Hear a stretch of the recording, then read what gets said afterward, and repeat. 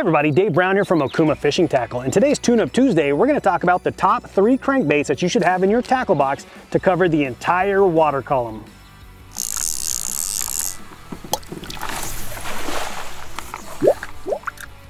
Now the first crankbait I want to talk about is a deep diver. There's lots of brands of deep diver around there, and deep diver might mean a little something different to you than it does to me. But for me, a deep diver is going to get me right down along the bottom. Now a deep diver is going to have a nice large lip that's going to get this bait down deep very fast. Now to fish the deep diver, what you're going to do, make a really long cast and just start cranking. You start cranking fast, that bait's going to dig with that big bill and get down to the bottom. Now when I say deep diver, I'm talking 20 to 25 feet deep. There's even some 30-foot deep crankbaits out there as well, but that 20 to 25 is a good deep diving range. Generally, they're going to be a big bodied, so it's going to be a little bit long, it's going to be a little bit wide, and a little bit tall. It's going to give a big profile when it gets down to the bottom. Now when I say get down to the bottom, I actually mean the bottom. Get this guy down, crank it, crank, crank, crank, crank. It's going to hit the bottom. As it hits rocks, it's going to bounce. It's going to bounce, let it float up, bounce. So you're cranking it, you can feel that bottom, slow down, let that dude just nose down into the rock. So it's going to go along the bottom, it's not going to get snagged up. But if it does, if it hangs up, just like I'm doing on my sleeve there, if you stop to retrieve, the big body's going to float it back up, and then you can start cranking again. The next bait I want to talk about is going to be your mid-water column bait. So this is going to be not your complete deep diver like that last bait, and not your top water shallow crankbait. This is the mid-water column. It's going to have a nice moderate size bill, a nice round bill to it, that when you crank this bait down, it's going to get midway through the water column. So now you're talking in that 10 to maybe 18 feet, 10 to 15 feet, maybe a little shallower, maybe a little bit deeper depending on your bait. It's going to be a little bit shorter bait, a little bit less tall than that last bait, and a little bit not quite as wide, so a little bit slimmer bait.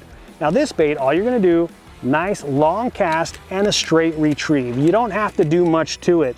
With that rounded bill, it's not only going to dig down, but it's going to get a little bit of side-to-side wiggle. And if you can hear that, that bait's got a nice loud rattle to it as well. So as that round bill is actually getting that bait to go side to side and dig down, not only are you getting a lot of action, you're also getting a lot of noise. That noise and that action combined bring in a lot of bites from bass that might be a little weary. They might be sitting back just waiting to ambush. Maybe they're staying behind some stumps, maybe they're behind some rocks.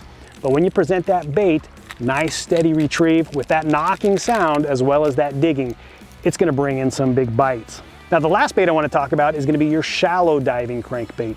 This one happens to be a square bill style crankbait. They don't have to be square bill, there's going to be some small rounded bills as well, but the key there is that it's got that real small bill to it. So you're not going to get that extreme depth when cranking these back. You're basically going to work it the same way as those other crankbaits. Nice long cast and a steady retrieve.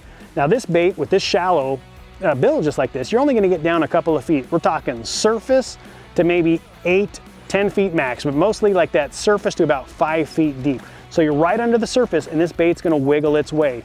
There's no rattle in here and it's not going to make a lot of noise, but it's going to create a lot of action. Now what you're hoping for here is that bass that are down below are looking up and they're seeing that profile go by. They see the big shadow, they see the side-to-side wiggle, and they're going to go up and attack that bait.